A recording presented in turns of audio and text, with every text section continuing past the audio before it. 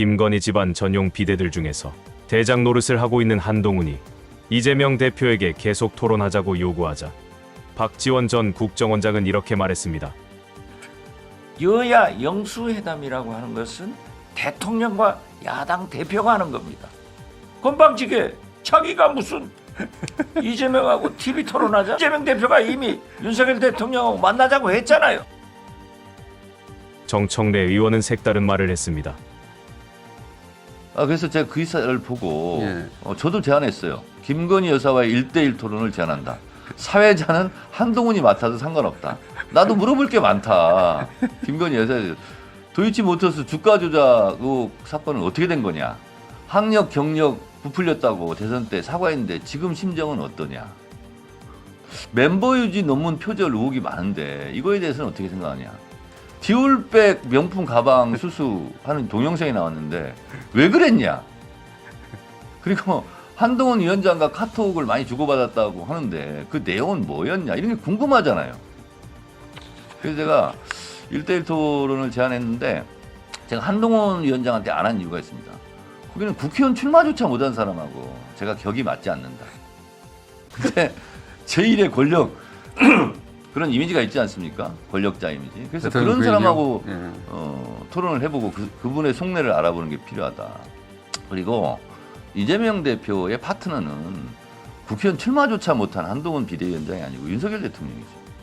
보통 뭐 영수회담이 옛날 용어다. 그래서 뭐 하긴 하는데 그냥 편하게 쓰면 영수회담을 지금까지 한 번도 안 했어요. 그렇죠? 역대 이런 적은 단 한 번도 없었습니다. 하여튼 기네스북의 기록에 올라갈 것 같습니다. 연륜과 경험에 지혜하면 떠오르는 분이 있습니다. 지략과 결기와 의리 삼박자를 갖춘 이해찬 전 대표. 민주당에서 선대위원장으로 모신다는 이야기가 있습니다. 이유 중에 하나가 이재명 시대 이번 총선에서도 본인이 무엇이든지 하겠다는 그런 각오를 갖고 계신 걸로 제가 알고 있습니다. 아주 오랜만에 이재명 대표의 야성을 볼 수 있었습니다.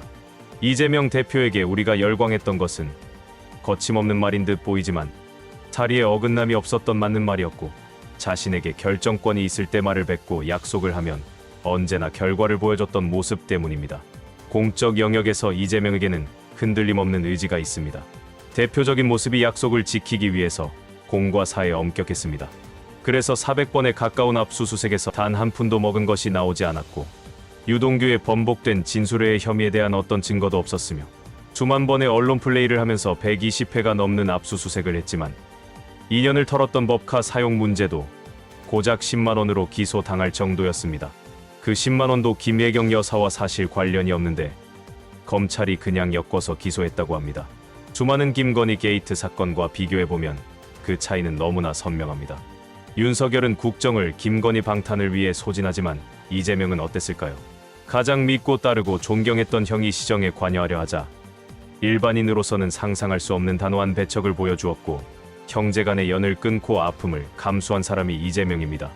이재명이 약속을 뒤집었던 때는 자신에게 유불리가 있어서가 아니라 선택해야만 했던 그것이 국가나 민주당이나 사회에 더 이로웠거나 어쩔 수 없었던 차선책인 경우 외에는 없었습니다. 이재명 대표가 긴 침묵을 끝내고 거리에서 목소리를 내었습니다. 소음만 줄이려 편집했는데 궁금TV 제주가 일천하여 이재명 대표의 목소리가 다소 거북하게 되었습니다. 그런데 저희가 골목 상권을 다닐 때마다 듣는 말씀인데 아까 어떤 분은 10년 동안 장사했는데 올해가 제일 힘들다 이렇게 말씀하십니다. 지금처럼 장사 안 된 경우가 없었다 이렇게 말씀하신 분도 많이 계셨습니다.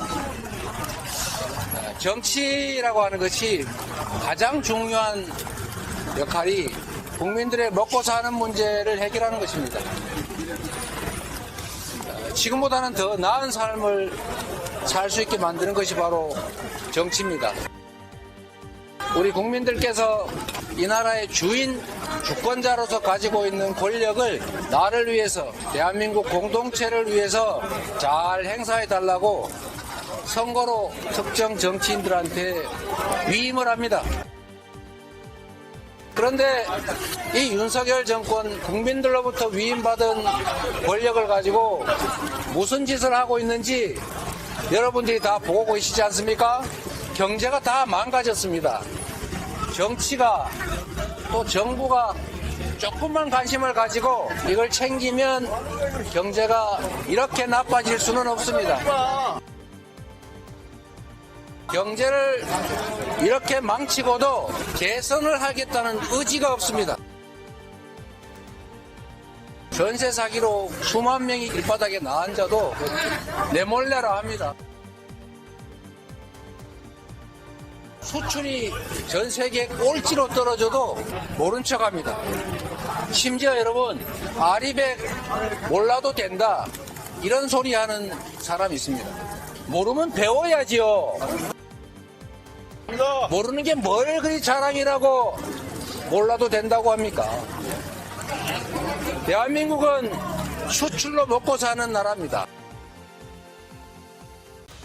이런 생각으로 나라 살림을 하니 경제가 살아날 수가 없습니다.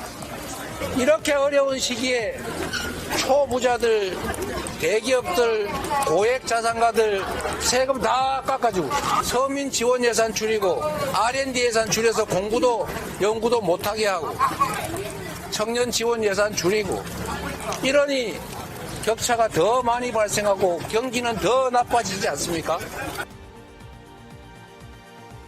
국민으로부터 권력을 위임받아서 나라 살림을 하는 이 윤석열 정권이 이렇게 무능, 무책임, 무대책에 무관심까지 한 점에 대해서 이제 주인들이 회초리를 들어서 혼을 내야 될 때입니다. 이번 총선이 바로 그렇게 혼을 낼 수 있는 결정적인 기회입니다. 그렇지 않습니까, 여러분?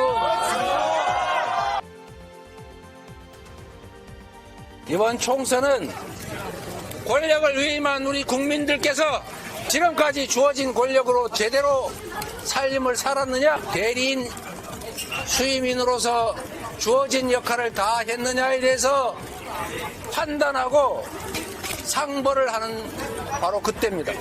잘했으면 다시 권력을 주고 지금 살만하다, 앞으로 이 상태가 계속돼도 상관이 없다 이러면 다시 찍으십시오. 그러나 이대로는 못 살겠다, 이대로 방치할 수는 없다고 생각이 되면 심판의 표를 던져서 이번 총선에서 쓴맛을 보여주셔야 합니다.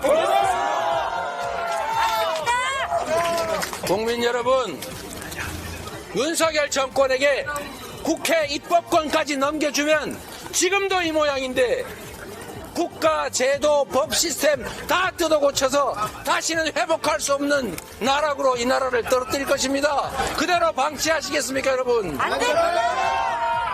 절대 안 됩니다. 대한민국의 주권자 여러분, 갑자기 들려오는 아주머니의 목소리가 있습니다. 여기 내가 다 여론조사 해봤는데 우리 다 민주당이래. 네, 감사합니다. 네, 알겠습니다, 어머니. 이런 시민의 외침은 천군만마와 같은 힘을 줍니다.